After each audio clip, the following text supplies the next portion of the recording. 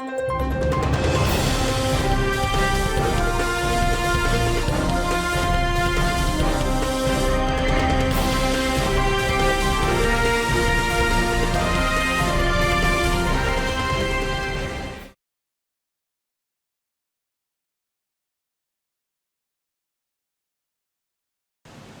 après les élections, bon, en fait, tous les Togolais devaient s'attendre, hein. Après les élections, ils font la gabégie du trésor, le système RPT, hein.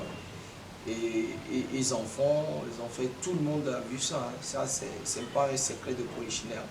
Tout le monde a vu le boucan qu'ils ont fait pour des élections qu'ils allaient truquer, qu'ils allaient voler, donc, qu'ils allaient manipuler, hein. Tout le monde a vu comment tout ce qui s'est passé. Moi, je n'invente rien. Je ne sais pas si la Cour constitutionnelle, à ce niveau, ils ont meilleurs mathématiciens que les gens de la CENI. Quand les chiffres changent de la CENI à la Cour constitutionnelle, quand le président de la Cour constitutionnelle devient un comique public, là, ça dit tout. Donc aujourd'hui, tout le monde savait que après tout ce qu'ils avaient dépensé pour la campagne, on devait avoir des moments difficiles. Les toutes premières années devaient être difficiles. D'ailleurs, le mois de février n'a jamais été facile. Janvier, février n'a jamais été facile pour les Togolais. Et sans suivre les élections, c'est normal que ce soit difficile.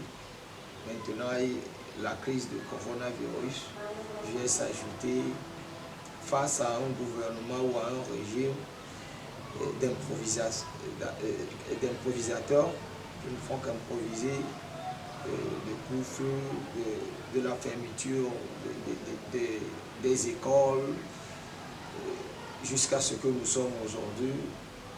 Tu sens que c'est normal que le quotidien des Togolais, on arrête le cours de vie.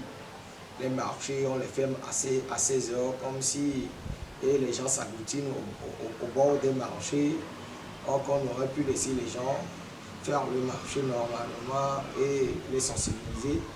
On a préféré fermer les marchés à 16 heures. Ces gens-là sont venus agglutiner sur les tronçons. Et je ne sais pas si ce que ça a donné. On a créé la psychose tellement dans la tête des gens que maintenant, les bonnes femmes, quand elles vont au marché, elles n'ont que leurs marchandises comme clients. Donc, on a voulu acheter la sympathie de l'opinion internationale. Donc, les caisses sont tellement vides. Et c'est normal que ça se ressente sur le panier de la ménagère. Je ne veux pas parler de cette histoire de non ici. Tout le monde sait que c'est une arnaque. C'est une arnaque comment? Oui, c'est une arnaque. Vous allez voir après. Je reviendrai expliquer pourquoi c'est une arnaque, cette histoire de non ici. Et nous allons démontrer, je vais démontrer mathématiquement. Après, si je le dis aujourd'hui, ça n'aura plus son effet. On les laisse faire. Lorsqu'ils vont publier les résultats, on vous dira comment c'est une arnaque. Mais après l'investiture et la prestation de serment de Faure Gnassingbé, la fois dernière, quel gouvernement pour un 4e mandat de Faure? Ben, moi, je ne veux même pas parler d'investiture. En fait, c'est de la comédie théâtrale. Et si Faure Gnassingbé voulait, parce qu'en fait, il ne respecte jamais la loi. C'est ça la loi. Cette constitution. Si Faure Gnassingbé la respectait, on n'aurait pas de problème dans ce pays. Juste parce que si Faure Gnassingbé ne prêtait pas de serment, il ne se produirait rien. Et la preuve, il ne respecte rien. Et je pose une question, est-ce que les opposants sont rentrés dans leur fonds de campagne? Non. Jusqu'au jour d'aujourd'hui, ils sont pas rentrés. Est-ce que la loi est respectée?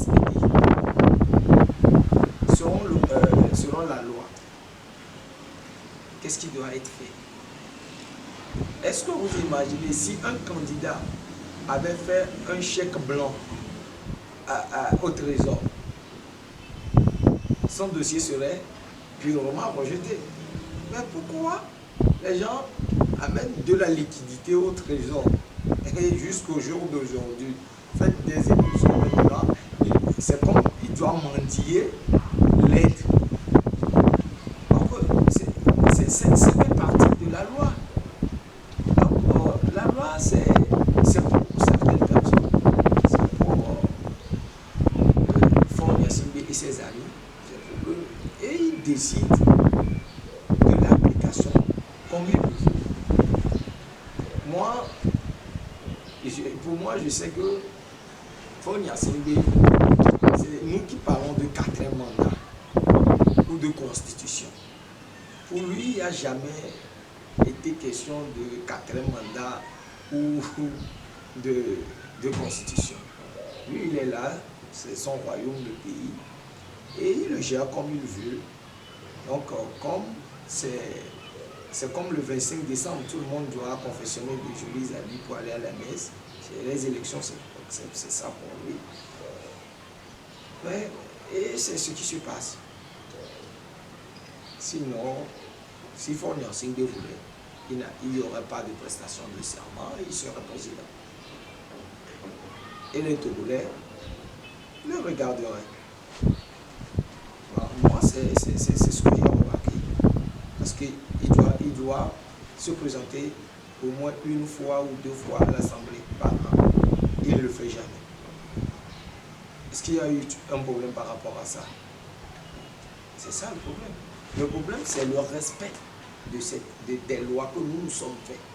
Sauf qu'il y a une tranche de personnalités qui ont unilatéralement refusé de respecter la loi, ou soit lorsqu'ils veulent la respecter, la traverser, font une lecture avantageuse de la loi. C'est tout. Le jour où ces gens-là décideront et comprendront que ce qu'ils font, ce n'est pas pour le bien du pays, ni pour le continent, vous allez voir que le pays